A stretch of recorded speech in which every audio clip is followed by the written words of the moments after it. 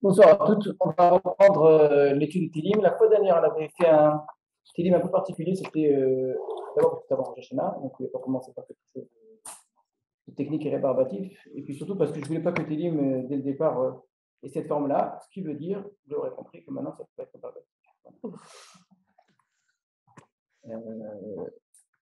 Je répète ce que je dis très souvent. Il y a 1000 façons d'étudier et vous êtes invités à aller étudier autant que vous voulez.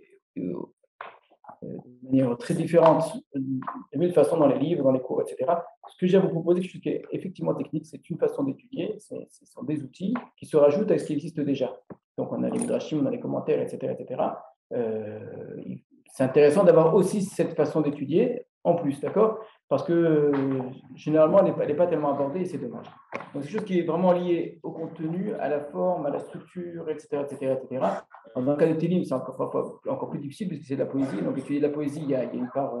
Il n'y a rien de pire que faire une analyse de texte de la poésie parce que vous videz la poésie de toute sa poésie. Donc, c'est dommage, on va essayer d'éviter cela. Mais malgré tout, on va passer par des éléments de ce type-là. Alors, c'est faire Télim. Quelques questions tout d'abord pour commencer. Vous avez tous le droit de répondre. Qui écrit Sefer Télim? Moi, David. Oui. Adam Arishon. Adam Arishon. Oui, il y en a 10 en dehors de David, il y en a 10 qui écrit. Il y a une Mara qui dit qu'il y a 10 auteurs. Effectivement, maintenant, trouver Adam Arishon dans Sefer Télim, dans le chat, ça va être quand même assez difficile. Non, évidemment, mais on dit que Mizmor Shalayim Shabbat, ce serait Adam Arishon qui l'a écrit. Ouais, alors, justement, tout ce genre d'affirmations, elles ont une valeur midrashique certaine. Est-ce que dans le pshat, ça résiste? Il y a beaucoup de choses qu'on va remettre en question, effectivement, en termes de pshat, lecture du pshat. Ça. Et il n'empêche que quand les Chachamim nous disent que c'est Adam Arishon qui l'a écrit, ça signifie quelque chose.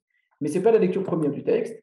Mizmor Shalayim Shabbat, comme le reste des Tehillim, a été écrit durant les époques qui sont les époques d'écriture de Tehillim.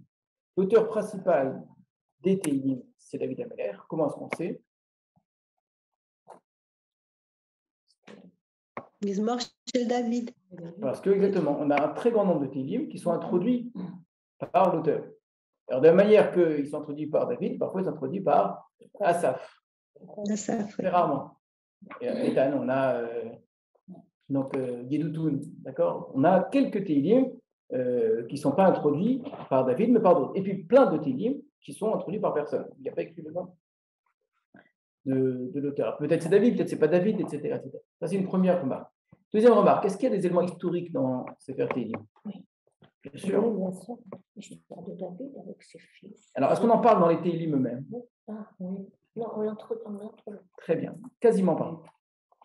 C'est tout à fait exceptionnel de trouver dans le texte des Tehillim des éléments historiques. Des éléments historiques se trouvent à l'introduction des Tehillim. Donc, quand on introduit un des Tehillim, vous aurez David l'a dit à telle occasion. Maintenant, ce qui est remarquable, et ça c'est vraiment systématique, le contenu du Tehillim ne parle pas de ce sujet-là. Alors, ça veut dire quand il n'en parle pas. Évidemment, ça peut être lié, mais ça peut être lié à plein d'autres choses. On ne peut certainement pas, à partir du contenu, supposer que ça a été écrit à l'occasion de ce qui s'est passé. Par exemple, on a un Tehillim qui est clair, et je vais parler d'un exemple vraiment où là vous avez une vraie ressemblance avec la formule. Oui, ça c'est Il y a David Ameler qui a écrit après l'histoire de Bathsheba. Le Tehillim parle de la Teshuva, c'est vrai. Mais on ne parle pas de l'histoire de Bathsheba dans Tehillim, on ne parle pas de Nathan Hanavi, on ne parle pas. C'est un Tehillim sur la Teshuva que n'importe qui peut lire. Il fait plus Merkaz.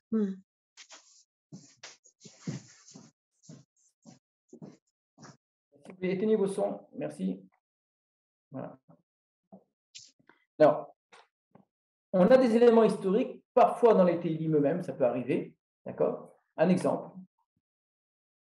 Un Tehillim qu'on fait très souvent, tous les Shabbats.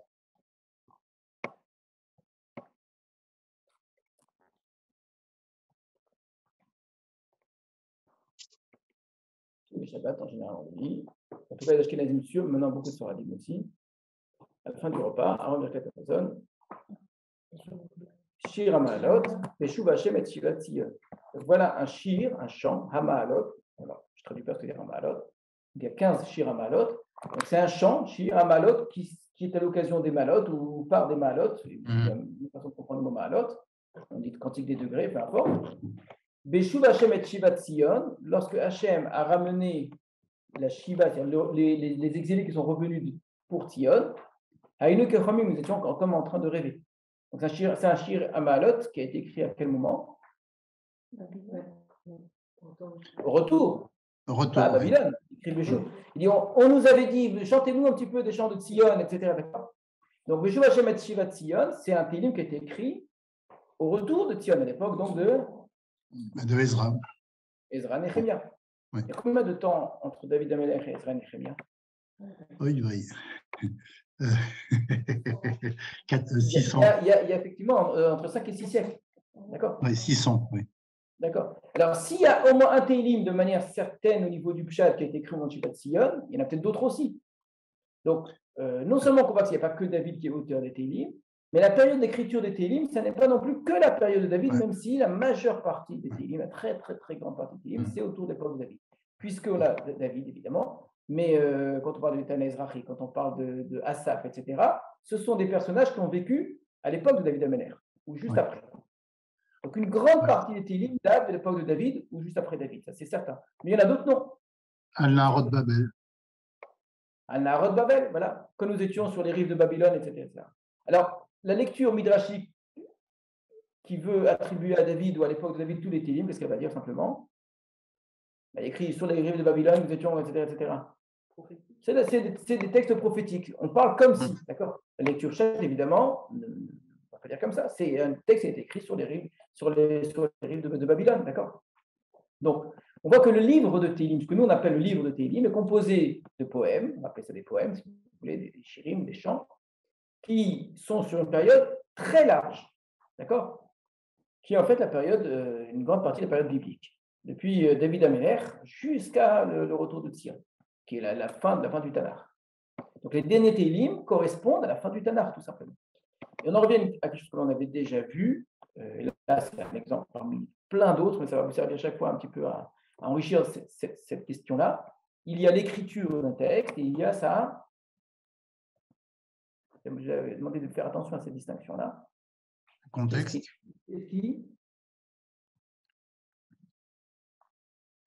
Assemble, exactement. Qui est-ce qui rédige? Qui est-ce qui met la touche finale? D'accord?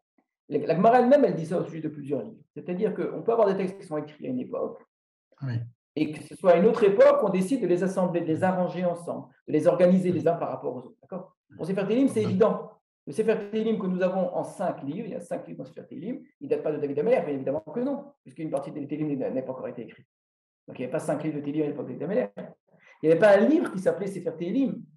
Il y avait des poèmes qui, pour beaucoup d'entre eux, avaient été écrits dans quel but? Je ne suis même pas sûr qu'ils aient été écrits dans le but d'être dans un livre. Hein. Pour les Lévim au temple. Exactement, c'était les textes liturgiques. Comme nous, on a les tfilotes, on a la tfila, on a le sidou, etc. Ce qui étaient les textes récités au temple, chantés au temple, et chantés de manière extrêmement forte, c'est-à-dire vraiment avec des orchestres, avec vraiment des gens qui étaient formés pour cela. Hein. Donc il y avait une sorte de liturgie du temple. Eh bien, c'est pour cela qu'une grande partie des télim ont été écrits. Peut-être pas tous. Donc, il y a un genre, si vous voulez, qui est né à peu près à l'époque de David Améler.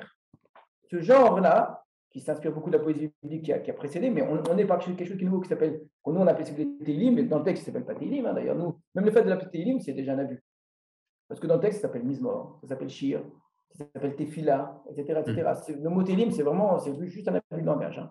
On finit par appeler télim. Mais ce genre-là, qui est fait de poèmes, il y a des poèmes religieux, si vous voulez, pour faire très simple aujourd'hui, qui sont liés d'une manière ou d'une autre à Dieu, à la Torah, au mitzvot, à l'histoire juive, à la pensée juive, etc. David Améler a excellé en la matière, d'accord? Il a formé des gens, il a nommé des gens pour cela dans le Beth Amikdash, il leur a donné des textes pour cela, et à partir de là, il y en a d'autres qui vont être écrits par la suite. On peut même imaginer qu'il y avait des écoles, qu'il y avait vraiment, c'était quelque chose qui était très riche. À quel moment, donc, finalement, on a eu le Sefer Télim comme nous possédons aujourd'hui? De 5 livres. Donc obligatoirement après, comment? À la fin du Tanakh, c'est-à-dire de la même manière, au même moment où le Tanakh a été terminé, donc c'est une période de rédaction.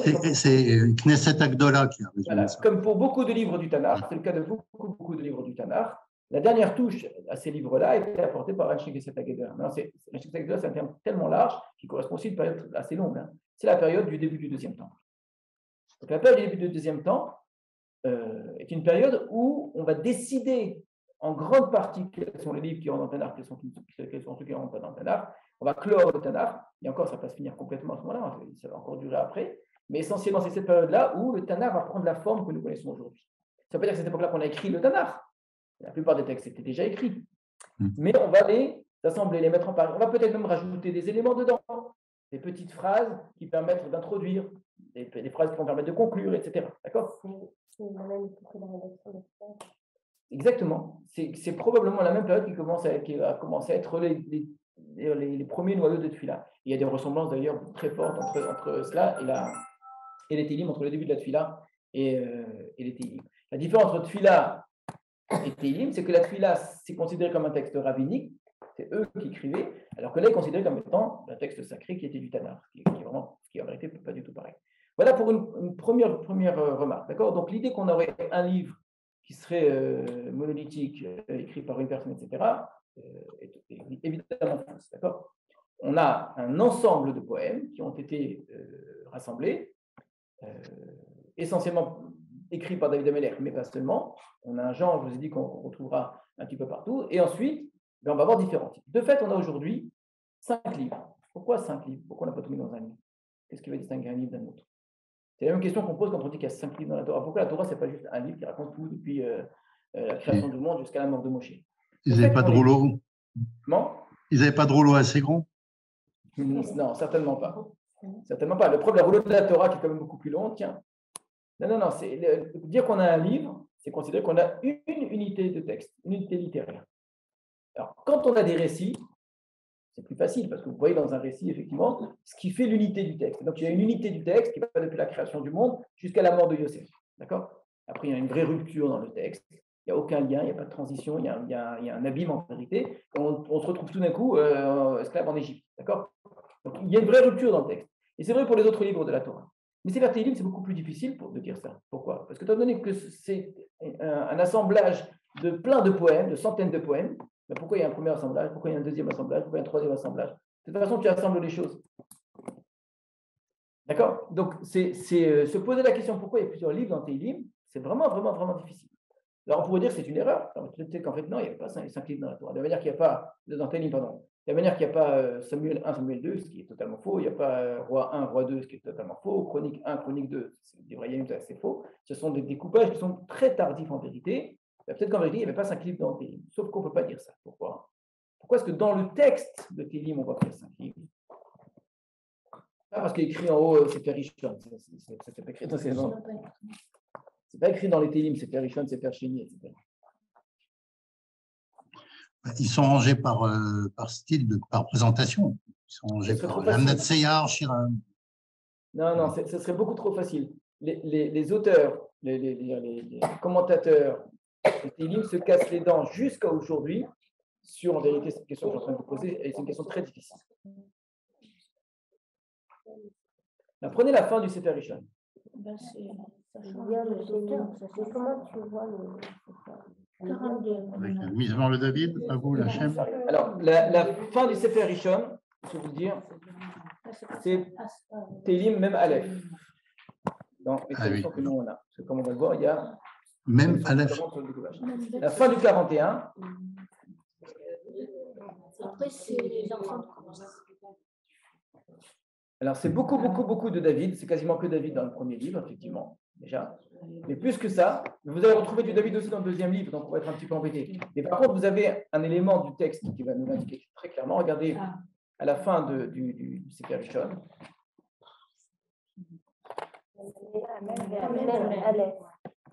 Fin du 41. Qu'est-ce qui est écrit ? Amen. Exactement. Lisez tout le verset.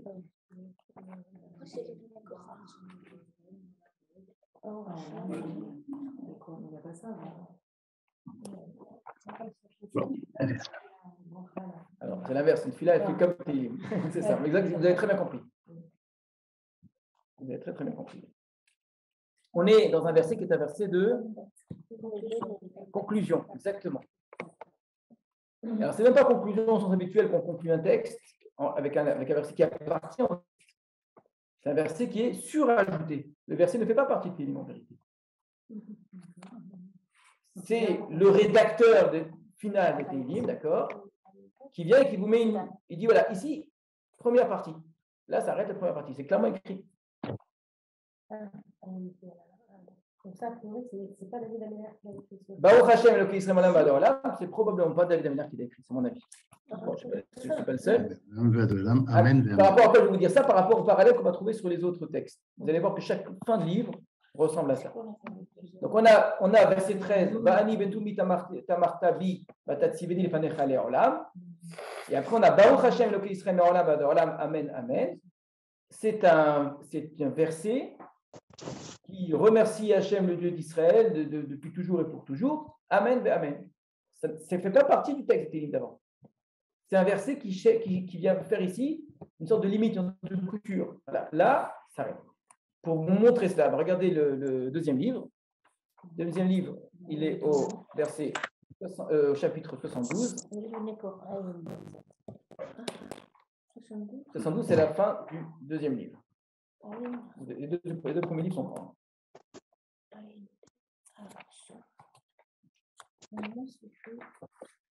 Je ne sais pas. Voilà. 72. Prenez à partir du verset 18 déjà. C'est une conclusion beaucoup plus longue. Aïn Bet. Donc, Baruch Hashem Elohim, Eloké Israël. Que soit béni Hashem, Dieu, le Dieu d'Israël. Ça ressemble beaucoup à ce qu'on a vu avant, Baruch Hashem Olam Adonam, d'accord? Oseni Plaot Levado, qui est le seul à faire des prodiges. Ou Baruch Hashem Kevodo, que soit béni son nom. Amen, Amen. Et donc sa majesté, l'Olam pour toujours. Et que son honneur, sa majesté remplisse toute la terre. Amen, Amen. Vous avez vu les ressemblances très fortes qu'il y a avec le verset qu'on a vu juste avant. Et là, mieux que ça, Kalou Tefilot David Ben Ishai. Là se terminent les prières de David, fils de Ishai. Et effectivement, jusqu'à présent, les 72 télim qu'on a précédemment sont en très grande partie introduits par une phrase qui précise explicitement que le texte est de David Améler. Pas tous, mais en très très grande partie.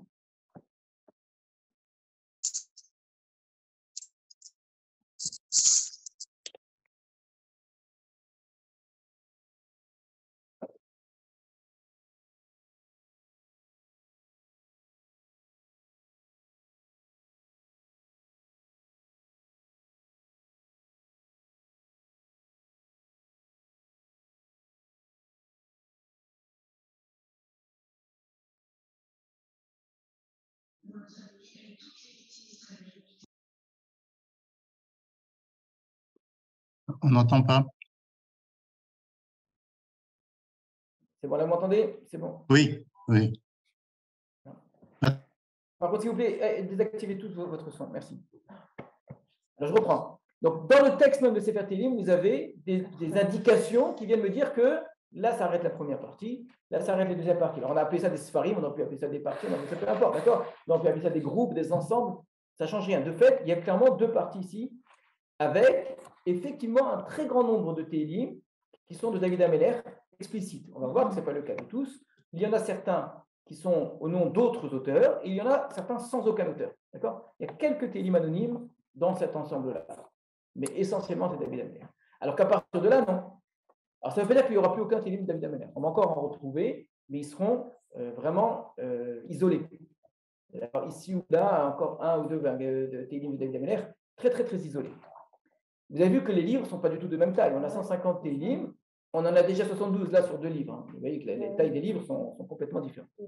Troisième groupe, troisième ensemble, il se termine effectivement au chapitre 89, peut-être. Regardez comment ça se finit.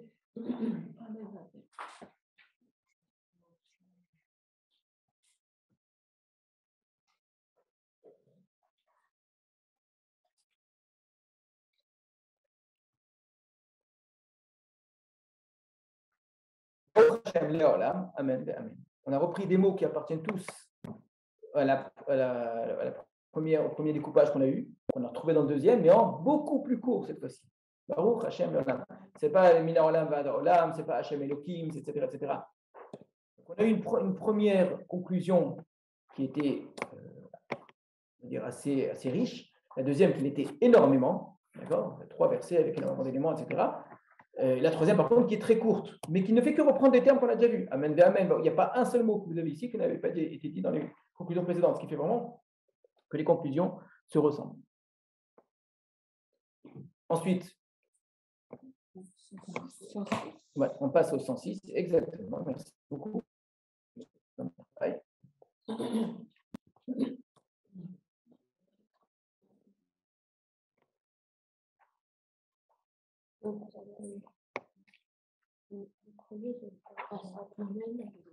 Moi, j'ai pas l'expérience.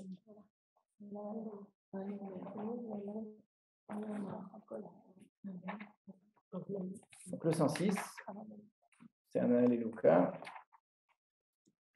Baruch Hashem, Eloké Israël. Encore une fois, Baruch Hashem, vous retrouvez la même chose. Béni soit Hashem, le Dieu d'Israël. Mina Olam Bada Olam, expression qu'on a déjà vue, depuis toujours et jusqu'à toujours. Ve'amar Kolam, et tout le peuple dira Amen. Encore une fois. Alléluia. Et en plus, on termine par Alléluia. Pourquoi? Parce que c'est un Alléluia qu'on a. D'accord? Il y a un groupe de télim qui sont Alléluia. C'est bon? Il nous reste que le dernier. Là, par contre, le 150. Alléluia, Alléluia. Juste le mot Alléluia. Sauf que le mot Alléluia, on l'a déjà vu précédemment, donc on ne peut pas dire que c'est en tant que tel un mot qui vient clore un livre. Ça vient clore plusieurs télim et introduire plusieurs télim précédemment. Mais tout simplement, attendez qu'on est à la fin du livre, on n'a pas besoin de dire qu'on est à la fin du livre. On a compris. Alors qu'au milieu du livre, pour montrer qu'on a une séparation, il faut dire qu'on a une séparation. D'accord?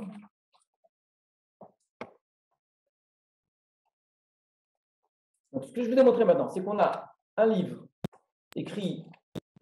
composé de poèmes de différentes époques, essentiellement de David Amelech, bien évidemment, mais ça va jusqu'à la période du début du Second Temple, donc au retour de Sion. Au moment de la reconstruction du Beth Amikdash, à l'époque de Shekel Setagadla, il y a encore des télim qui ont été écrits à cette période-là. Et qu'au moment où on a mis en place et on a organisé ce Sefer Télim, on l'a organisé en 5 livres. Qu'est-ce qui permet de dire que c'est organisé en 5 livres?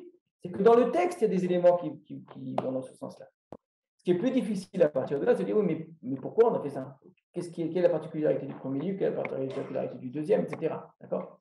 Alors, effectivement, on a, après le deuxième livre, une phrase qui est importante, Kalou, Tefilot David Ben Ishai. Là se terminent les prières de David Ben Ishai. On est à peu près à moitié du livre. Du livre des Télim tout entier.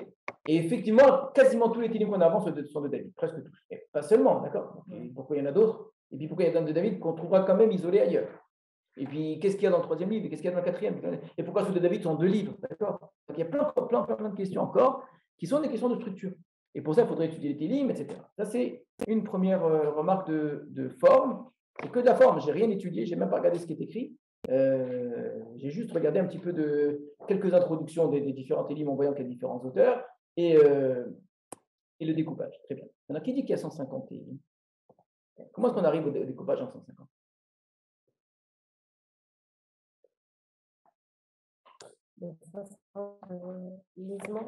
C'est ma question. Comment tu sais qu'il y a 150 Mizmorim? C'est la même question.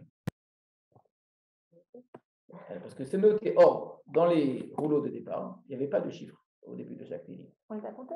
Donc, on les a comptés. En vérité, on a des découpages très différents et vous aurez, selon les traditions, 150 comme les nôtres, mais pas les mêmes 150. Donc, il y a des éditions dans lesquelles ce n'est pas les mêmes 150. Et d'autres où il y a un Reshtakish dans le Roshami qui dit qu'il y a 147 télim, pas 150. En vérité, je vais vous reposer la question avant de dire qu'on les a comptés. On a compté quoi en fait? Comment est-ce que je compte? Je dis ça c'est le début, ça c'est la fin. La même question que je vous ai posée pour les livres. Hein. Alors là où c'est facile de compter un télim, quand j'ai une introduction qui me dit Mizmor pour les David, ou bien Maskil, ou bien Mirtam, autant de noms qui sont des noms différents de poèmes, alors je sais que j'ai affaire à un télim. Ça commence. Donc quand j'ai une introduction qui me dit voilà, ce que tu as devant toi, c'est un Mizmor. C'est Tehila, c'est une Tefila, d'accord, c'est un Shir, tous ces mots-là. Donc je sais que là, c'est le début d'un Télim. Très bien. Maintenant, vous allez, dans les 150 que nous, là, dans le découpage qu'on a, il y a plusieurs Télim qui commencent par rien. C'est-à-dire, vous n'avez rien au début. D'accord. Prenez par exemple devant vous le Télim 9.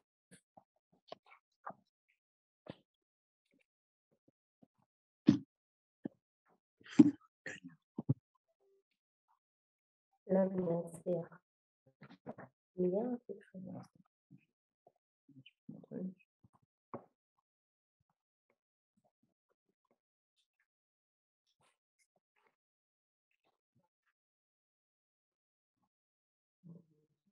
Si ça marche. Regardez. La Natseach al Mutaben Mizmor le David. Donc, une introduction, c'est un la Natseach, la Mutaben, etc. Ode Hashem et Cholibi, je vais remercier Hashem, etc., etc. Et donc, c'est David qui parle. Hein. Il y a dans ce Télim-là 21 versets. Je termine par Shita Hashem, Moralahem, Yed'u Goïm, Enosh, Hema, Sela. J'ai le mot Sela à la fin. Rappelez-vous, on avait parlé de ce mot-là précédemment. Je continue Télim 10 maintenant. Lama Hashem Tamod Berachot. Pourquoi est-ce qu'on dit que c'est un nouveau Télim? Pourquoi c'est pas le précédent? Parce que c'est là. Le mot Sela, nous-mêmes, on l'avait vu dans un Télim, 2 fois dans un Télim. C'est une conclusion. On a déjà vu, nous, dans un Télim, rappelez-vous celui qu'on avait étudié avant Rosh Hashanah, qui avait le mot Sela à l'intérieur même des Télim. Et pourtant, on n'a pas dit qu'on a 3 Télim. Non, mais ça veut dire pause. Pause.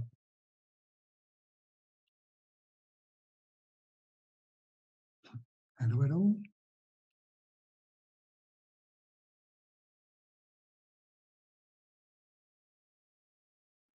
Allô, allô?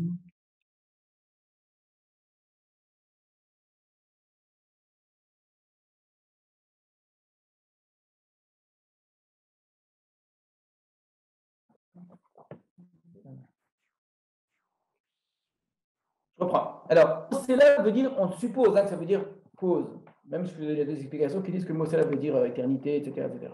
Mais aujourd'hui, c'est plus ou moins admis que le mot Sela voudrait dire pause, c'est-à-dire c'est un terme de musique, et ce n'est pas un terme qui appartient au texte même de Télim. Il ne fait pas partie des mots de Télim. D'accord? C'est pas d'accord?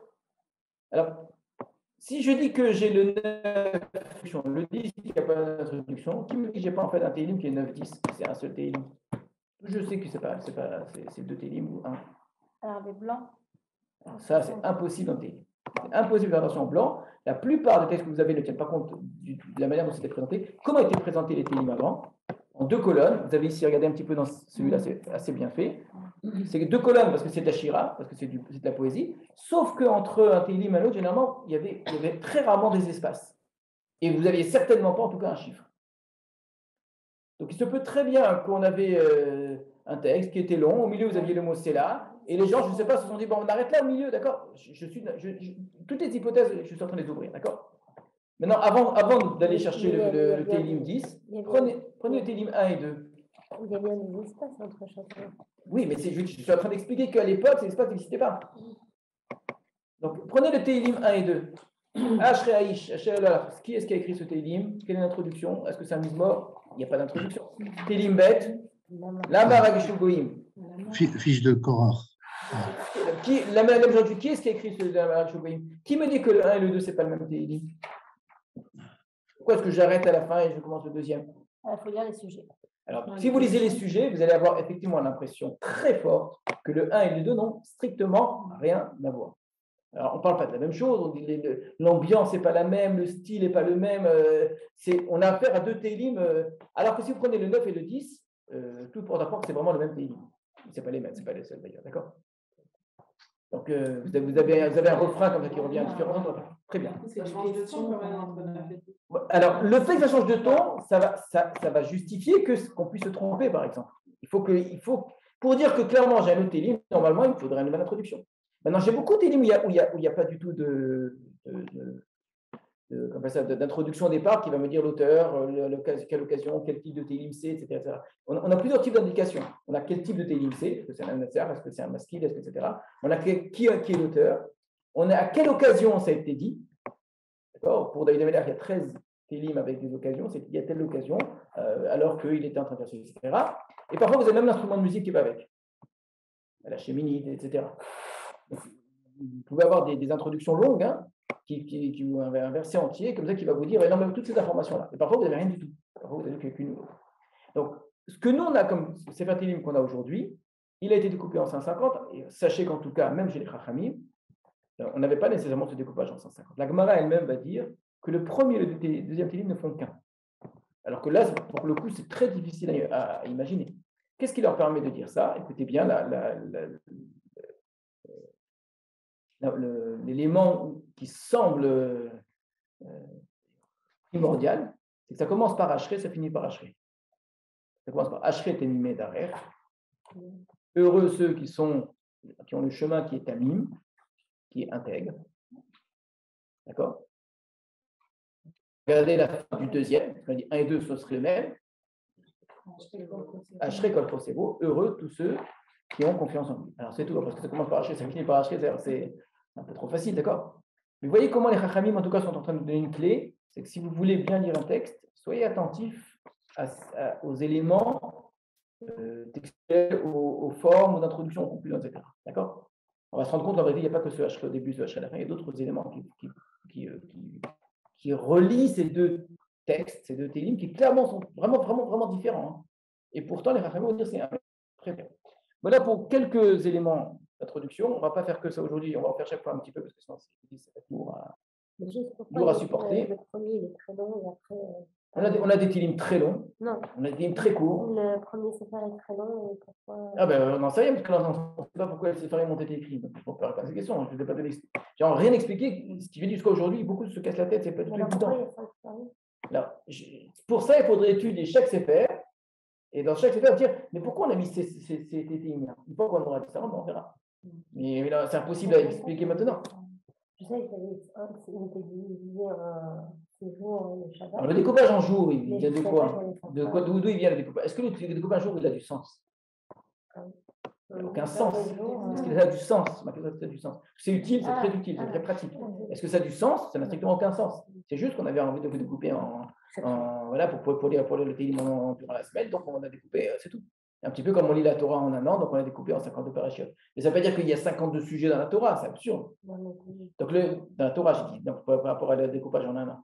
Donc, un découpage qui est fait pour me rendre une lecture pratique, c'est un découpage qui est artificiel, qui n'a pas de sens.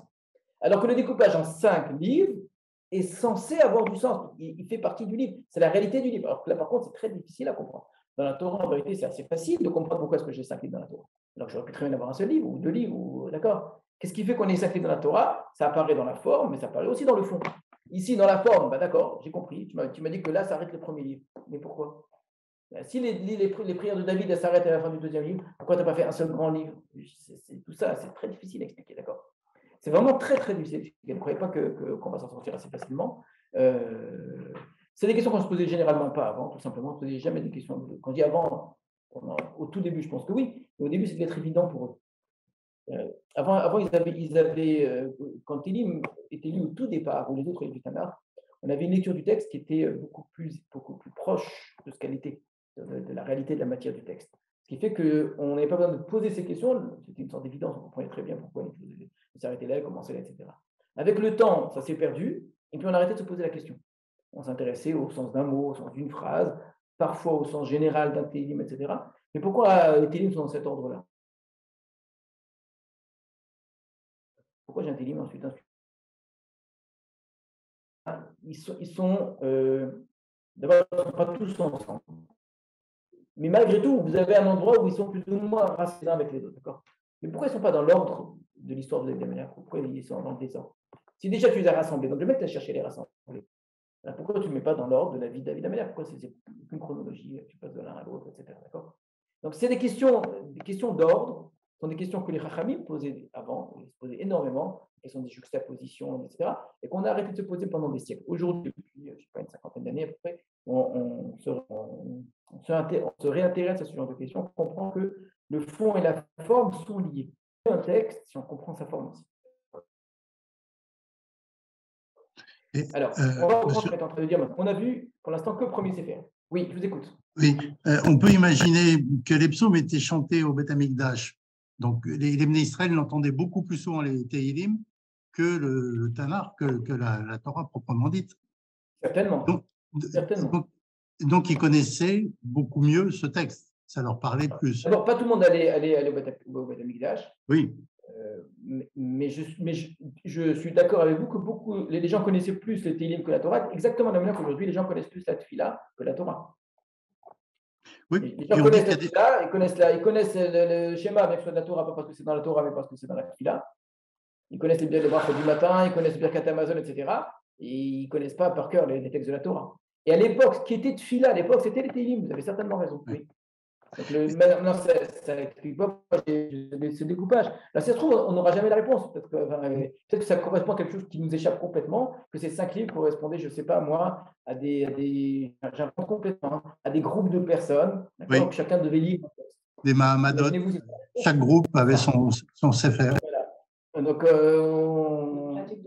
voilà. Si c'est ce genre de réponse, on va être coincé. On va se rendre compte quand même qu'il y a d'autres éléments qui vont au moins rassembler la plupart des thèmes d'un livre autour d'une idée, autour d'un thème. D'accord ?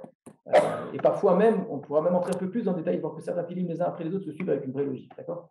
Mais ce n'est pas la logique, c'est pas on n'est pas en train de raconter une histoire. C'est une logique poétique, c'est une logique d'idées, etc. D'accord ? Alors, on va revenir maintenant au premier livre. Le premier livre, on a dit, d'après le découpage que nous on a, il est composé de 72 excusez-moi, 41 télim, excusez-moi, 41 télim. Dans ces 41 télim, au moins d'après les Chachamim, le 1 et le 2 ne forment aucun. Donc ça fait déjà 40. D'accord ? Le 9 et le 10, en vérité, vous verrez qu'ils ne forment aucun aussi. C'est encore plus facile à démontrer. Donc il y en a en vérité moins de télim, mais ce n'est pas la question. Sauf que ce que vous allez gagner avec ce que je suis en train de vous dire, c'est qu'il n'y a en vérité aucun télim du premier livre, à part les 2 premiers qui sont spéciaux, qu'on va regarder maintenant. À part ces 2 premiers qui sont spéciaux, tous les télim qui suivent sont tous de David Améler. Ce n'est pas qu'on a des télim de David et puis quelques télim anonymes. Il n'y a pas de télim anonyme dans le premier livre en vérité. Ce que nous on appelle les télim anonymes sont juste la suite du télim précédent. D'accord ? Donc, un exemple de ce que je suis en train de vous dire, vous savez qu'on fait le Hallel entier et le Hallel à moitié. D'accord ? C'est quoi la différence entre le Hallel entier et le Hallel à moitié ? On rajoute. Non, on ne va pas rajouter. C'est l'inverse. On enlève des morceaux. D'accord ? Non, c'est important. C'est que j'ai un texte qui est écrit, qui fait partie de Sefer Tehillim, c'est le Hallel. Et à certains endroits, je vais enlever des morceaux. Qu'est-ce que j'enlève ? J'enlève des Tehillim en entier ? J'enlève des moitiés de Tehillim à chaque fois. C'est-à-dire, je coupe un Tehillim au milieu à peu près, et j'enlève la deuxième moitié. C'est pas qu'on enlève un Tehillim sur 2, par exemple. D'accord ? Donc voilà un exemple type où quelqu'un qui n'a pas l'habitude, il va dire j'ai un Tehillim là, j'en ai un deuxième là. Non, tu n'en as pas les deux, c'est le même. Sauf qu'au moment où tu le lis à Rosh Chodesh, tu ne lis qu'une partie. Quand tu le lis Pessah, le premier jour, tu le lis en entier. Non, les gens qui entendent ça, ils vont croire qu'ils vont compter le nombre de textes qu'il y a dedans. Donc, en plus, c'est découpé, donc ils vont compter plus de Tehillim qu'il y en a vraiment. Parce qu'ils ont l'impression que ce découpage fait partie du texte. Non, il ne fait pas partie du texte. Mais pour une raison qui fait que les Chachamim n'ont pas voulu qu'on dise le Tehillim en entier, ils ont enlevé, ils ont ôté une partie finale de... Je reviens à ce que j'étais en train de dire. Donc, le premier livre, en vérité, ce sont les Télim de David Améler. Je vais donner comme ça rapidement les introductions. Même la matière Oui.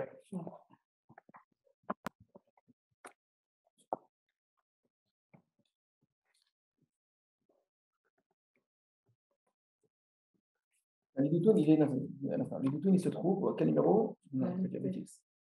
Vous avez...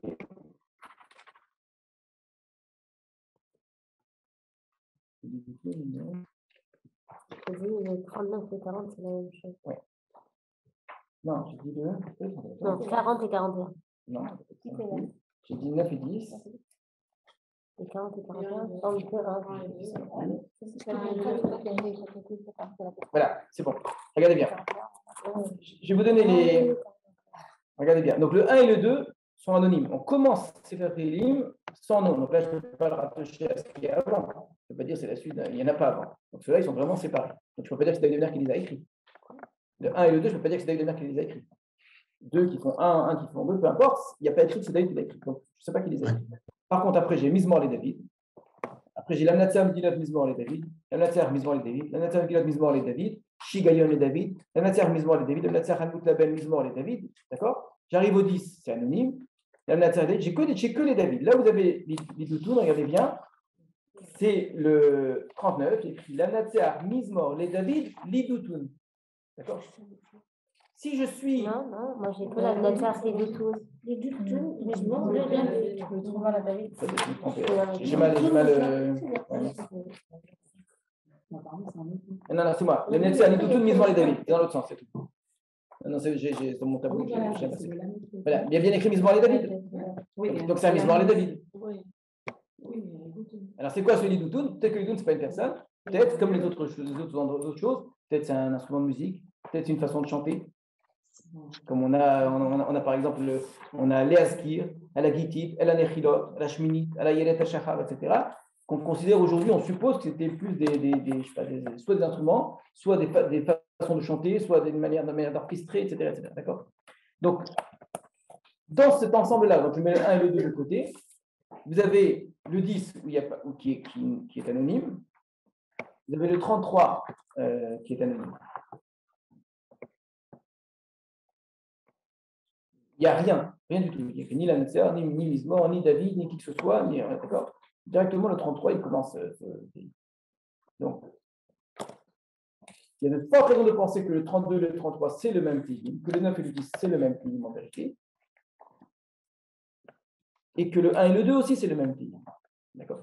Alors, on va arriver maintenant au Télim 1, justement. On étudie un peu le texte aujourd'hui. Donc, avant d'étudier ce texte, ce que j'ai essayé de vous montrer, c'est la spécificité formelle de ce texte. Qu'est-ce qu'il y a de spécial juste au niveau de la forme? Si je t'avais commencé comme ça, on ne voit pas plus de différence l'un entre l'autre. Or, ici, je suis en train de vous montrer qu'on est dans un livre, un premier livre, où vous avez que des introductions de David Ameller, que des types de télim qui sont précisés, un Natsear, un Maskil, etc. Or, le premier et le deuxième, non, vous n'avez rien de tout ça. Ce qui va faire que le premier et le deuxième, juste en regardant ça, dénotent complètement avec le reste du livre. Il dénote avec l'ensemble de ces Sefer Télim, parce que c'est assez rare, mais surtout avec le premier livre, où là, le premier livre, il est clairement de David Ameller. C'est clair? Donc, j'ai deux Télim au départ. Je dis deux parce que vraiment, ils sont très différents dans les contenus. D'abord, c'est deux sujets complètement différents, deux ambiances différentes. Hein. Mais il n'y a pas d'auteur. Alors, pourquoi est-ce qu'on aurait un livre qui commence avec un texte sans auteur, alors que tout le reste du livre, il y a des auteurs?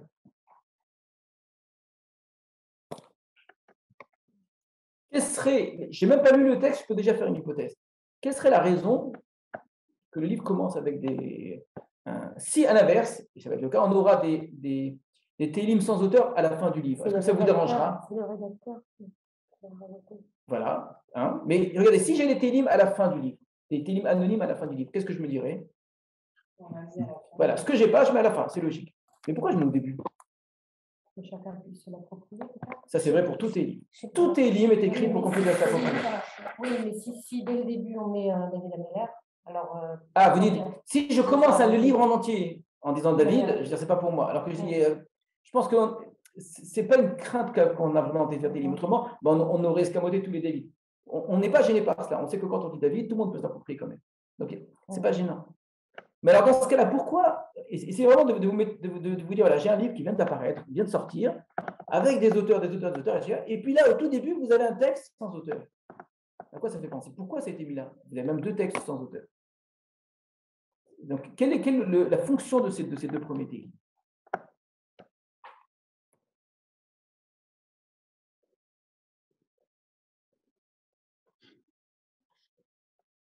C'est une fonction. Introduction. C'est une introduction, exactement. C'est une façon de dire, tu veux lire Télim, il faut que tu lis ça d'abord. C'est une façon de nous dire presque c'est quoi Sefer Télim. Mais pas un Télim ou un autre. C'est l'ensemble des Télim. Toi qui vas lire Télim, il faut que tu sois empreint de ce que je vais te dire maintenant. Télim 1 et Télim 2. Qui l'a écrit, j'en sais rien. D'accord? C'est probablement pas David, parce qu'on aurait quand même cité David. Est-ce que c'est l'époque de David ou est-ce que c'est beaucoup plus tardif? Il n'y a aucune raison de penser que c'est au moment de la rédaction finale que ça a été écrit non plus. C'est peut-être des textes très anciens, qui datent d'époque, pourquoi pas. Mais, de fait, la raison de l'emplacement, pas d'écriture, mais ça a été mis à cet endroit-là, pour que celui qui lise Sefer Télim commence par ça. D'accord? On veut qu'il commence par Ashrei Ha'ish Asher Lo Halach. D'accord? On ne veut pas qu'il commence par les thèmes qu'on va voir par la suite. C'est une façon comme sorte de préface. Plus qu'une introduction, une préface. D'accord? Alors, on va lire la préface, si effectivement c'est le cas. Qu'est-ce qu'on doit lire en commençant Tehillim? Ashrei Ha'ish Asher Lo Halach Ba'atzat Reshaim. Heureux l'homme qui n'a pas suivi, qui n'est pas allé dans le conseil des Reshaim. Lui, les méchants, je ne sais pas si vous savez. Il y a des mots Ashrei Ha'ish Asher. Ce n'est pas le même mot, hein, Asher, Asher, mais ça s'entend de la même façon. Ashrei Ha'ish Asher Lo Halach Ba'atzat Reshaim, et le Shin à la fin. Ça fait presque penser au début de Shir Hashirim, Asher Li Shlomo, les allitérations du Shin et du Resh. Donc, heureux l'homme qui n'est pas allé dans le conseil des méchants. Il n'a pas suivi le conseil des méchants, donc il n'a pas marché, cheminé, etc. Uvderech hataim lo amad, et sur la route, les chemins, les hataim de ceux qui fautent, lo amad, il ne s'est pas tenu. Uv moshav letzim, il ne s'est pas arrêté, on pourrait dire. Uv moshav letzim lo yashav, et là où s'assoient les moqueurs, donc dans il ne s'est pas assis. Pas les demeures, les moshav, ouais, les installations. Les installations des moqueurs, lui ne s'est pas installé. Vous avez remarqué ici, on parle d'un homme, on dit heureux, trois choses. Là où il n'est pas allé, là où il ne s'est pas arrêté, et là où il ne s'est pas assis. Donc c'est construit ici de manière parallèle. Donc il n'est pas allé sur le conseil des méchants, il ne s'est pas arrêté dans le chemin de ceux qui fautent, il ne s'est pas installé dans là où s'installent les moqueurs. Donc vous avez face à cet homme, qui est appelé juste Ish, on aurait pu mettre Ashrei Ha, si on voulait faire une opposition avec les termes suivants. On peut mettre Ashrei Ha Tzadik, Ashrei Ha Tamim, Ashrei Ha Chassid, d'accord? Juste heureux l'homme. À lui s'opposent par contre des gens qu'on va décrire, des Reshaim, des Chataim, des Letzim. Donc il y a une sorte de cet homme-là, il est heureux de quoi? Heureux cet homme qui ne suit pas le conseil des méchants, qui ne s'arrête pas dans le chemin de ceux qu'il faut, qui ne s'installe même pas avec les moqueurs. Et on voit la gradation. Les Reshaim, c'est plus grave que les Chataim. Les Chataim, c'est plus grave que les Letzim. D'accord. Donc, il ne va pas suivre les méchants. Il ne va même pas s'arrêter un petit instant sur ce chemin-là. Même s'arrêter sur ce chemin, il ne va pas le faire. De ceux qui sont que Chataim. C'est quoi la différence entre Chet et Recha? Pourquoi Recha, c'est plus grave que Chet? Rachat, c'est plus que volontaire, c'est de la méchanceté. Ouais, Chet, ça peut être c'est involontaire. par inadvertance. Donc, c'est les gens qui font le mal, mais sans être vraiment méchants, d'accord? Et c'est la plupart des gens, d'ailleurs, qui nous entourent. Lui, dans le chemin de ceux qui font mal sans faire exprès, il ne s'arrête pas. Même ça, il ne s'arrête pas. Il ne va certainement pas s'installer avec ceux qui sont juste moqueurs. C'est quoi la différence entre le moqueur? Pourquoi le moqueur semble moins grave que le Chet et le Recha? Chet, c'est involontaire. Pourquoi les moqueurs sont encore moins graves que le reste? Parce que le moqueur va vous dire, mais c'est juste pour m'amuser. D'accord? Mais en réalité, c'est très méchant. Ah oui, c'est le problème du Lachon Hara. C'est pas que le Lachon Hara, mais vous avez raison que ça renvoie à ça. C'est de manière générale prendre les choses avec dérision. Tout avec dérision. Donc finalement, rien n'a d'importance. Donc on se moque de tout, on se moque des gens, on se moque de Dieu, avec une certaine forme d'humour. Je ne fais pas le mal, je ne cherche pas, mais je prends les choses avec dérision. Mais cette façon de prendre les choses avec dérision, et la Gemara va dire à partir de ce pays-là, que quand on commence par une chose, on finit par l'autre. C'est-à-dire qu'il y a ici le chemin, le fait de s'installer, le fait de s'asseoir ici, qui sont trois choses que ne fait pas cet homme-là. Il ne fait pas ces choses-là, donc il s'évite en vérité d'en arriver à cela. En évitant même de s'installer avec des gens qui s'amusent, etc., et bien, il n'arrive pas. Maintenant, lui, on dit ce qu'il ne fait pas. Mais alors, il est dans quelle posture, par contre? Dans quelle attitude? On imagine comment cet homme-là quand on lit juste le premier livre? On le dit juste avant. J'ai dit, pour l'instant, vous lisez juste le premier passouk. Vous l'imaginez comment? Il ne fait pas ça, il ne fait pas ça, il ne fait pas ça. Il fait quoi alors? Il a dit comment? Il poursuit son chemin. Alors, on imagine sur un chemin à lui, d'accord? Donc, l'opposition de ce qu'on vient de dire, ce serait, mais, par contre, qu'est-ce qu'il fait? Je vous demande, d'après vous, lorsqu'on a cet homme-là ne suit pas le chemin, ne s'installe pas, etc. Mais par contre, l'inverse, il n'est pas dans le Hatzat Rechaim, il est dans le Hatzat. Donc, il suit le chemin des Chachamim, d'accord? Des Il tzadikim. s'installe avec les tzadikim, etc. Non. Regardez que l'opposition va être une opposition de fond, ça c'est certain, mais elle ne va pas utiliser la même forme. On ne va pas jouer sur les mêmes termes, ce que généralement on fait d'habitude. Ki'im betorat Hashem chefzo. Ce qui fait en vérité une certaine. Il y a un certain inattendu dans la façon de dire les choses. Ki'im, mais seulement, il est quoi? Son désir n'est que la Torah d'Hachem. Ou betorato, et sa Torah yehege, il va la méditer jour et nuit. C'est bizarre, c'est pas vraiment la suite qu'on attendait. Donc, ce qui fait que l'opposition, elle n'est pas juste qu'au lieu de suivre le chemin des méchants, il suit le chemin des tzadikim. Au lieu de s'arrêter sur le chemin des fauteurs, au contraire, il s'arrête sur le chemin des tmimim. Et au lieu de s'asseoir, il s'assoit au Beth Midrash. Non, c'est pas ça qu'on dit. Ce qui fait que l'opposition, je dis, elle n'est pas juste dans la façon d'être, dans le contenu même, mais que l'image qui ressort, je dis, c'est quoi sa posture, c'est quoi son attitude à ce moment-là, il est comment en fait?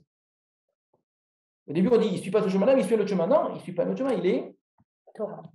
Donc, il est comment? On parle en termes de stature. Désirant. Il est désirant, oui. Il est seul, il est statique.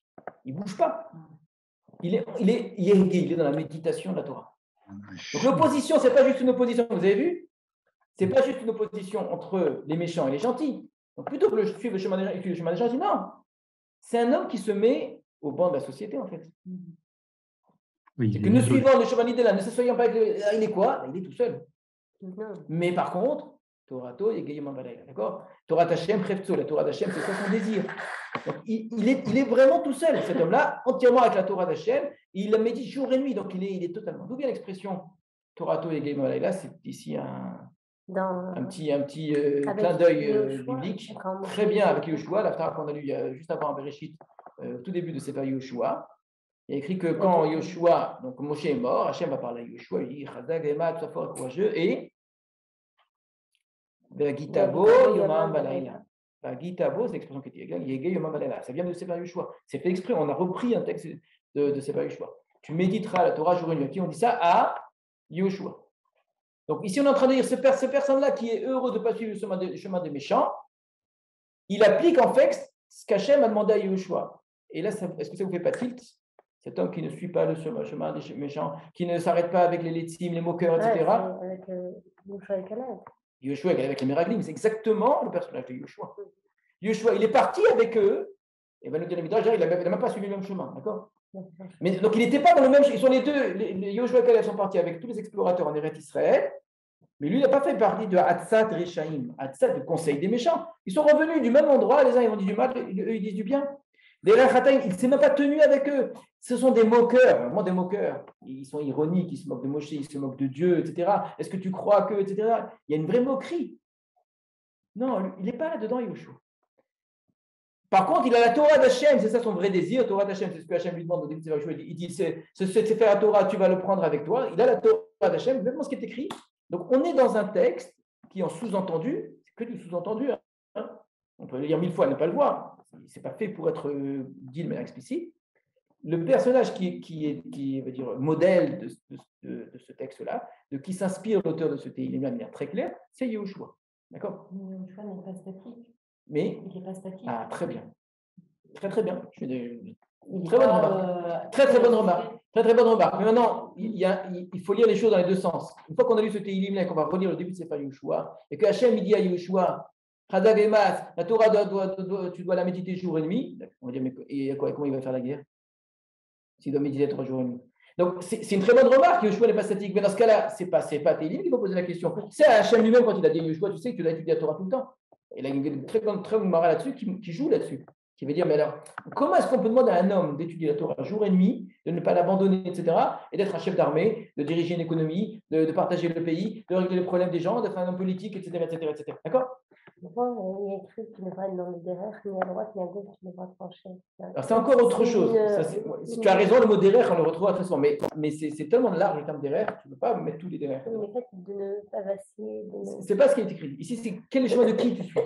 Yoshua, c'est l'homme qui a su ne pas suivre le chemin des autres, etc. Et c'est-à-dire, on entend le personnage de Yoshua. Alors, on va dire, ça va créer ensuite effectivement une question, mais Yoshua, c'est tout le contraire de cet homme coupé du monde, etc. Au contraire, il était depuis le départ. Là, encore une fois, Yoshua, il n'est pas aussi simple que ça. Yoshua nous dit qu'il ne quittait pas la tente. Avant qu'il devienne le grand Yoshua qu'on a connu à l'époque de Moshe Rabbeinu, Il était là, il attendait. Moshe Rabbeinu, il était monté 40 jours, 40 nuits en haut de la montagne, il est resté sur la montagne en train d'attendre. Donc il ressemble vraiment à ça. Il ressemble vraiment à ça. C'est étonnant parce que très souvent, les exemples qu'on nous cite, les modèles qu'on nous donne sont Moshe Rabbeinu, Abraham, David. Il y a énormément de fois où on va nous citer David comme exemple. On n'est pas habitué à voir comme exemple Yoshua. Et même là, on ne dit pas que c'est Yoshua. Mais c'est beaucoup trop riche. Deux versets qui parlent que de ça, en fait. Où tous les mots quasiment dans ce texte-là, même le mot Ish en vérité, envoie Yoshua. Parce que quand Hachem va dire à Moshe, choisis-moi des Anashim, d'accord, il y a Yoshua dedans. Alors, on garde pour l'instant l'idée qu'effectivement, Yoshua, il ressemble beaucoup à ça, mais en même temps, il bouge. Mais je répète, la question n'est pas sur Télim, la question elle est sur Yoshua lui-même, elle est sur quand Hachem va parler Yoshua, il va lui demander d'être comme ça. Véaya, deuxième partie du texte, et après avoir dit ce qu'il n'est pas et ce qu'il est, on va dire ce qu'il devient. Véaya, il sera, Ke'etz Shatul al-Palgemaï, comme un arbre qui est planté, al-Palgemaï, sur le près des cours d'eau. Asher Pirio Yiten Berito, et son fruit il le donne en son temps. Véaléou lo Ibol, ses feuilles ne se fanent pas. Et tout ce qu'il fait, il le réussit. On a un texte qui ressemble beaucoup à celui-là dans Yermia. Yermia, vraiment, c'est quasiment le même texte, plus riche encore dans Yermia, qui compare ici le tzaddik à celui que Chatou, l'Alpalgemaïm, etc. Très bien. Là aussi, on ne le compare pas à un lion qui fonce, à tous les exemples ici qui reprendraient le mouvement. Est-ce qu'il y a plus statique qu'un arbre planté? Il ne bouge pas. C'est un homme qui ne bouge pas. C'est sûr qu'il ne va pas être sur le chemin, il ne va pas aller marcher, il ne va pas aller s'asseoir. Mais il y a quelque chose de merveilleux. Qu'est-ce qui est merveilleux? C'est une sorte de vie merveilleuse, une réussite, etc. Il y a l'eau qui est près de lui, il a son fruit qui va donner, il ne perd pas sa feuille, etc. La seule difficulté, c'est le et tout ce qu'il fait, il réussit. Est-ce qu'on est encore dans la métaphore de l'arbre ou est-ce qu'on est on revient au personnage, le Ish. Le Ish ne suit pas les méchants. Le Ish, il est dans la Torah. Le Ish, il est comme l'arbre. Et le Ish, tout ce qu'il fait réussit. La plupart des parchim, c'est ce qu'ils vont dire. C'est que c'est plus la suite de la métaphore de l'arbre, parce qu'un arbre ne réussit pas dans ce qu'il fait. Ça ne veut rien dire qu'il réussit. On revient ici à cet homme-là. Il est comme cet arbre. Qu'est-ce que rajoute l'image de l'arbre par rapport à ce qu'on avait dit auparavant? On reste dans quelque chose qui ne bouge pas. Il a des racines et il donne des fruits. Il a des racines, il a des fruits, il a des feuilles, et il a quelque chose une sorte d'énergie, je ne sais pas comment appeler ça, de vitalité en lui. Qu'est-ce que ça rajoute à ce qui était auparavant? Avant, on disait qu'il était dans la Torah. Mais ça ne dit rien de ce qu'il est. Alors, c'est un homme qui ne bouge pas, il n'a aucune énergie. Bien sûr qu'il a un mouvement, bien sûr qu'il a une énergie, mais évidemment qu'il a un dynamisme. Mais c'est quoi son dynamisme? C'est un dynamisme. La Torah, c'est une source. C'est comparé. Ouais, effectivement. Donc, c'est un homme, vous ne le voyez pas bouger, vous ne le voyez pas courir dans tous les sens, vous ne le voyez pas sur les chemins, etc. Mais ça ne veut pas dire qu'il n'y a pas de mouvement en lui. En lui, il y a une vitalité incroyable. Comme cet arbre-là. L'arbre, il ne bouge pas. Mais quelqu'un qui sait bien observer un arbre, il va voir les racines, il va voir la sève qui monte, il va voir les fruits qui poussent, etc. Il va dire, il n'y a pas de vitalité dans un arbre, mais il va dire, c'est tout le contraire. C'est l'exemple même de la vitalité. Ah oui. Donc, l'arbre a quelque chose de plus dynamique parfois que des choses qui bougent. Mais c'est un dynamisme intérieur, c'est-à-dire tout est en lui, il n'a pas besoin d'aller chercher ailleurs. Et c'est ça ce que lui donne la Torah. C'est un Etzraïm, un arbre de vie, exactement. Mais le fait de nous comparer à un arbre, c'est quelque chose de naturel. Comme si... Tout à fait, une sorte de calme, tranquille. Tout est vraiment, c'est très naturel, c'est en lui, c'est quelque chose qui fonctionne de manière tout à fait autonome. Grâce à quoi? Parce qu'il est dans la Torah d'Hachem. Ce qui puisse, c'est source Exactement. Mais là, on revient aux méchants. Mais les méchants ne sont pas comme ça. Donc, on a ici, c'est un chiasme, A, B, B, A, d'accord? Il ne suit pas les méchants, il est dans la Torah, mais lui, il sera comme un arbre, et eux, le chen, ne sont pas comme ça. Alors qu'on avait une métaphore qui était longue, une métaphore très courte. Ils sont comme le motz, il y a un petit jeu de mots, etz et motz. Ils sont comme, alors le motz, on suppose, il y en a qui traduisent le ballot, je crois. La balle, oui, que pour chasse à l'homme. Oui. C'est quoi le chaume? C'est quoi? Non. C'est soit la paille, soit vous savez, ce mélange d'herbes sèches qui s'envolent avec le vent. L'image, elle est magnifique. D'abord, c'est très court. Ça veut dire que lui, il a une métaphore longue, Eux, je n'ai même pas besoin d'allonger. Eux, ils sont comme le chaume emporté par le vent. Et ils sont dynamiques, hein, il y a du mouvement. Oui, exactement. Il y a beaucoup de mouvements comme. Ils sont sur le derrière. Ils sont là, ils sont très agités, ces gens-là. Toute leur agitation, c'est quoi? C'est du vent. C'est du vent, exactement. C'est le vent qui les emporte. Et tu dis, regarde, là, il y a de l'énergie. Là, il y a de la vie. Regarde comment ça bouge là-bas. C'est quoi? C'est comme le chaume que tu as porté par le vent. Tu dis, mais regarde-moi ce tzaddik-là, il ne bouge pas, il est enfermé dans sa yeshiva, il est devant son standard, il ne bouge pas. Mais tu ne vois pas la vitalité, tu ne vois pas le mouvement qui est en lui, tu ne vois pas les fruits qui poussent, tu ne vois pas l'énergie qui est là-dedans. Donc, il y a un dynamisme qui est faux, qui est que du vent, d'accord? Donc lui, il n'a pas besoin de ça. Regardez bien, ils font de la politique, ceux qui font changer le monde, c'est du bruit, tout ça, c'est rien. Ils brassent de l'air, exactement. Ils sont même brassés par l'air. Donc le tzaddik, le tzaddik, pour l'instant, excuse-moi, on n'a pas dit tzaddik, on a dit pour l'instant ish. Ce ish-là, cet homme-là heureux, c'est un homme qui a l'intelligence de ne pas se laisser emporter par le mouvement. Avant même de dire le mouvement des Rechaïm, ce que j'essaie de vous montrer, c'est qu'on a une opposition rachat contre Torah, mais une opposition entre mouvement contre quelque chose de statique. En disant, il a l'intelligence de se dire que contrairement à ce qu'on pense, la vie, le mouvement, le dynamisme, la vitalité, ce n'est pas nécessairement du côté de ce qui change, de ce qui bouge, de ce qui fait du bruit, etc. Il est là, il ne bouge pas, etc. Il est dans sa Torah. La Gemara est très jolie, elle dit Kim Torah Hashem Chefzo. C'est seulement la Torah d'Hachem qui est son désir, ou le Torato, et sa Torah, il méditera. La Torah de qui? Hachem. Alors le Pshat, c'est Hachem. La Torah d'Hachem, c'est son désir, et sa Torah à Hachem, il méditera. Le Midrash, il va dire, au début, c'est la Torah d'Hachem, mais quelqu'un qui désire la Torah d'Hachem, ça devient sa Torah. Il se l'est approprié. Il est cet arbre, on a dit, qui a tiré l'eau et qui s'est devenu sa sève. Alken. Donc on a eu première partie, l'opposition. Qu'est-ce qu'il ne suit pas, qu'est-ce qu'il est. Deuxième chose, les deux images, qu'est-ce que lui devient, qu'est-ce qu'eux deviennent. Et 5, la conclusion. Alken, c'est pourquoi. Le Yekumu Rechaim Bamishpad, Hataim Ba'adat Tzadikim. On retrouve les mêmes termes qu'on avait au départ. Rechaim, Tzadikim, Hataim, pardon. Les Rechaim ne tiendront pas le jour du jugement, au moment du jugement. Quand on a un jugement, c'est toute leur agitation. Regardez tout ce qu'on a fait, on a changé le monde, on a fait. Ça ne tiendra pas. Et moi, ils vont essayer de se justifier. Les Chataïm et les Chataïm ne se tiendront pas dans la communauté des Tzadikim. Pour la première fois qu'on entend le mot Tzadikim. Qui odéa Hachem derrière Tzadikim. Car Hachem connaît le chemin. Ah, voilà le fameux chemin qu'on cherchait tout à l'heure. Les Tzadikim. Mais derrière Rechaim Tobel, le chemin des méchants sera perdu. On voit, une fois de plus, on commence et on termine par la même idée. Le mot derrière qu'on avait au début, on le retrouve à la fin derrière.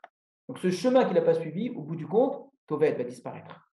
Ce chemin, au bout du compte, c'est lui qui paraît ne pas avoir le chemin. Donc, au fur et à mesure du Télim, qu'est-ce qu'on découvre? Que finalement, il y a un chemin qu'on n'a pas entendu. Que ce Ish, on entend le mot de Tzadik, mais il y a plus que ça. Et qu'on ne dit pas ce qu'on aurait dû dire normalement. Alken yakumu reshem mishpat ve'chataim ba mishpat lifnei tzadik au singulier. Qui odéa Hachem derrière tzadik, il était tout seul. Donc, de quelqu'un de statique, qui n'a pas de chemin, qui ne bouge pas, qui est comme un arbre planté, tout d'un coup on découvre à la fin qu'il y a vraiment un chemin. Au bout du compte, il y a un chemin. Et que l'autre chemin, par contre, a disparu. Et de quelqu'un qui était unique, on découvre à la fin qu'en fait, au pluriel. Ada, Eda, c'est toute une communauté de tzadikim. Il y a un chemin des tzadikim. Donc, s'il y a un chemin des tzadikim, tu aurais pu me le dire depuis le début. Ashrei shalala batzad rechaim, ou derrière tzadikim, mais qu'il a suivi le chemin des tzadikim. Pourquoi tu me le gardes pour la fin, ce chemin des tzadikim? C'est lui et tous les autres comme lui. C'est que ça se fait tout seul au départ. Il n'y a pas un chemin des tzadikim. Quelque chose qui se fait tout seul. Au début, tu es comme un arbre. Au début, tu es tout seul. Au début, tout le monde se moque de toi, d'accord? Et au bout du compte, et puis à force d'être tzaddik et d'avoir ce dynamisme intérieur, tu vas tourner ta tête à droite et à gauche et que tu vas te rendre compte que tu n'es pas tout seul finalement. Et qu'il y en a plein qui ont fait ce chemin avec toi. Et ce sera le chemin des tzaddikim. Les Hachaïm, ils ont un chemin, ils ont en apparence un chemin, mais ils sont toujours ensemble. Et les moqueurs, ils se mettent toujours ensemble, ils s'associent les uns aux autres. Et là aussi, ça fait penser à l'histoire de Yeshua. Parce que dans le texte de Sefer de Meraglim, dans la Torah, quand on raconte l'histoire de Yeshua, on raconte l'histoire de Yeshua et on raconte aussi l'histoire de Kalev. Et n'importe qui lit le texte est quand même assez surpris du fait qu'on a deux tzadikim séparés, isolés. Yeshua et Kalev, on a chacun leur histoire propre. On n'a pas le sentiment qu'on a. Alors, les 10 ensemble, alors là c'est clair, ils sont vraiment ensemble, ils parlent ensemble, d'une même voix, on ne peut pas distinguer les uns des autres. Par contre, Kalev parle, Yeshua ne parle pas. D'accord? On est même surpris pourquoi Yeshua ne dit rien, d'accord? Donc, on a un sentiment que Yeshua et Caleb ne sont vraiment pas ensemble du tout. C'est deux tzadikim séparés. Mais c'est ce chemin des tzadikim qui a fini par vaincre. D'accord? Donc, on veut ouvrir Sefer Tehillim. On va dire, tu veux lire Sefer Tehillim, tu vas lire énormément de choses. Sefer Tehillim va t'apprendre énormément de choses. Ça ne te permettre pas, c'est pas d'apprentissage au sens propre. Ça va te permettre d'exprimer énormément de choses. Tu vas explorer ton intériorité énormément. Les sentiments, ça va aller très loin. Dans la pensée, dans l'art, dans l'imagination. C'est très fort. Hein. Les pleurs, les rires. C'est un livre qui va servir à ça, à exprimer tous nos sentiments. Mais tu sais quoi? Tu veux commencer? Écoute. Si tu fais partie du chemin des méchants, si tu crois que la vérité est du côté de ceux qui s'agitent, etc., si tu crois qu'il faut que tout le monde te suive, etc., ce n'est pas pour toi ce livre, c'est pas la peine de commencer. Tu n'as rien à venir chercher ici. Sefer Tehillim, il est fait pour des gens qui font d'abord le choix d'accepter d'être seuls au départ, d'accepter de rentrer à l'intérieur d'eux. À l'intérieur d'eux, il y a quoi? Il n'y a pas ma vérité intérieure, il y a la Torah d'Hachem. Juste que j'ai médité jour et nuit. On a 5 livres, et la Gemara va dire la même chose, comme les 5 livres de la Torah. Ce n'est pas pour rien qu'il y a 5 livres de Tehillim, comme si on voulait que ça ressemble à la Torah. Oui, La différence, c'est que la Torah, ça vient d'Hachem, Sefer Tehillim, ça vient de l'homme. Là, c'est dans un sens, là, c'est dans l'autre sens. La Torah, c'est cette eau qui coule, d'accord, près de cet arbre. Mais quand l'arbre, il a tiré, il en a fait sa sève, et c'est lui qui fait sortir ses fruits. C'est ça, Sefer Tehillim. Sefer Tehillim, c'est un livre de fruits de la Torah. Mais c'est passé par un homme. Cet homme, c'est cet homme-là qui est heureux et qui arrive à faire sortir tout ça. Donc, tu vas voir ce que c'est le travail d'un homme vrai. Et tu verras qu'au bout du compte, il n'est pas tout seul. Il y a David, il y a Ethan, il y a Asaph, etc. Il y a tous les gens qui vont se reconnaître là-dedans. Mais c'est autant d'individualité. Mais qui se retrouvent dans un chemin où on arrive à se parler, on arrive à se comprendre. Comment? Ça a énormément de méthode, mais là, on n'en parle pas dans ce texte pour l'instant. Là, on parle de Torah. Alors, je reviens au personnage de Yoshua. C'est quand même assez beau de voir que Sefer Yoshua, c'est le premier livre des Nevi'im. Sefer Tehillim, dans beaucoup de décomptes, de découpages, c'est le premier livre des Ketuvim. Pas obligatoirement. Il y a des anciennes versions dans lesquelles ce n'était pas dans le mémoire des Ketuvim. En tout cas, c'est le livre de Sefer Tehillim, qui est le livre essentiel des Ketuvim. Comme si on était en train de dire, ces mots-là, Torah Tohegema Balaïla, ou Vavita Boyomam Balaïla, concernant la Torah et Yoshua, sont au début de Sefer Yoshua, sont au début de Sefer Tehillim. Pour dire la Torah, c'est ça l'essentiel. Il y a un livre qui s'appelle Torah. Ce livre, il a donné ensuite, par la suite, Nevi'im. Ce livre, il a donné ensuite Ketuvim. La Bible est partagée en ces 3 parties. Les livres de Nevi'im commencent par étudier la Torah. Les Ketuvim commencent d'abord, tu sais quoi? D'abord étudier la Torah. Ne te lance pas dans l'étude des prophètes, ne te lance pas dans la lecture des textes si tu n'as pas d'abord la Torah. La Torah, c'est la base de tout. On n'a pas Torah, Nevi'im et Ketuvim. La Torah, ça c'est la base de tout, c'est l'essentiel. Cette Torah-là, qui vient de Dieu, elle est entrée dans l'histoire, elle est entrée dans les hommes, elle est entrée dans la terre d'Israël, elle est entrée dans ce peuple-là. Elle a fait naître ce qui s'appelle Sefer Nevi'im. Elle a fait naître ce qui s'appelle Sefer Ketuvim, d'accord? Mais c'est la Torah qui est à l'origine de tout ça. Et donc, c'est des gens comme Yoshua, c'est des gens comme David Ameler, c'est des gens comme tous ces hommes-là qui sont pleins de cette Torah-là. Donc, tu veux lire Sefer Tehillim, première chose, fais étudier la Torah. Que cette lecture de Tehillim, ce soit une expression de ta Torah intérieure. C'est juste que je souffre, j'ai besoin d'un psaume qui exprime ma souffrance. Tu peux trouver ça partout dans le monde. Ce n'est pas ça la particularité de Sefer Tehillim. Tu vas avoir l'expression de la souffrance très forte dans Sefer Tehillim. Tu vas avoir l'expression de la joie, tu vas avoir l'expression de l'espoir, etc. Mais ce qui fait Sefer Tehillim, c'est une expression de la joie, de l'espérance, de la souffrance, de la tristesse, de tout ce que tu veux, irrigué par la Torah. Et ça, c'est très particulier. C'est ça, Sefer Tehillim. Ce n'est pas juste un homme qui épanche tous ses sentiments, etc. Ce n'est pas ça, David Ameler. Par exemple, tu n'as rien compris, c'est qui David Ameler. Exactement comme l'histoire de Nevi'im, l'histoire de Yoshua, l'histoire de cette guerre, de cette conquête, de cette histoire politique du peuple d'Israël qui entre sur une terre n'est possible que parce qu'il y a une Torah. L'histoire de cette pensée, de cette richesse, c'est possible que grâce à la Torah. Voilà pour le premier Tehillim. En tout cas, pourquoi est-ce que j'ai encore besoin du deuxième pour introduire? Donc, première idée, tu vas lire Sefer Tehillim, sache que tu dois ressembler à ce Ish qui est planté profondément dans la Torah et qui va voir qu'il y a autre chose que tu dois savoir pour Sefer Tehillim, c'est le deuxième qu'on verra plus tard. D'après vous, c'est quoi la deuxième chose qu'on n'a pas dit du tout maintenant? C'est que si tu crois que Sefer Tehillim, c'est juste un livre de prière, tu n'as rien compris. C'est un livre d'expression de la Torah, expression humaine de ce qu'est la Torah, à travers des philotes, à travers tout ça. Mais si tu n'as lu que ça, tu n'as pas encore compris c'est quoi la particularité de Sefer Tehillim. Mitzvot? Torah et mitzvot, ça va ensemble. Alors, ça pourrait être ça, c'est-à-dire pas que la Torah, mais on va voir que c'est pas du tout ça.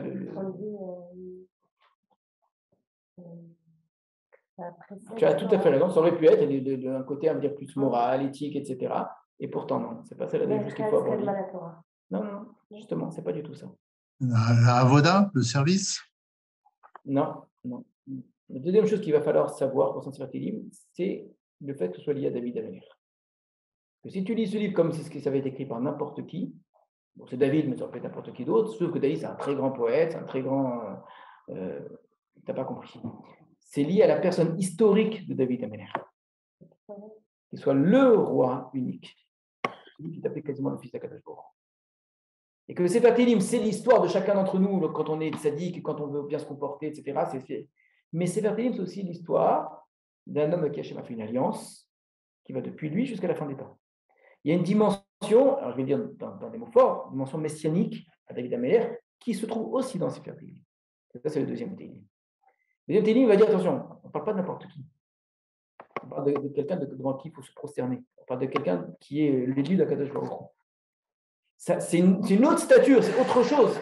Ah oui, mais il n'y a pas que ça, il y en a plein d'autres auteurs. Justement, c'est moi je te dis, avant de commencer Sefer Télim, sache que c'est n'importe qui, vous l'avez dit tout à l'heure très justement, qui peut s'approprier et dire c'est mon sens, à condition, c'est ce que j'ai rajouté, qu'il soit irrigué par la Torah, qu'il soit enraciné dans la Torah, qu'il fasse le chemin de pas. Je ne peux pas passer ma journée dans les bars et aller au cinéma, etc., ensuite lire Sefer Télim.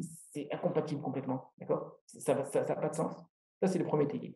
Mais deuxième chose, je ne peux pas découper la dimension religieuse, éthique, philosophique de Sefer Télim d'un personnage historique et qui a un sens dans l'histoire avec laquelle je crois une alliance éternelle, avec une dynastie de rois les uns après les autres, etc. Ça a un ancrage, et ce que dit Sefer Télim est une expression de ça aussi. Et ça, c'est plus difficile, mais sinon, c'est aucun intérêt de savoir que c'est masqué les David, etc., etc. Ça, on le verra la semaine prochaine quand on étudiera le deuxième.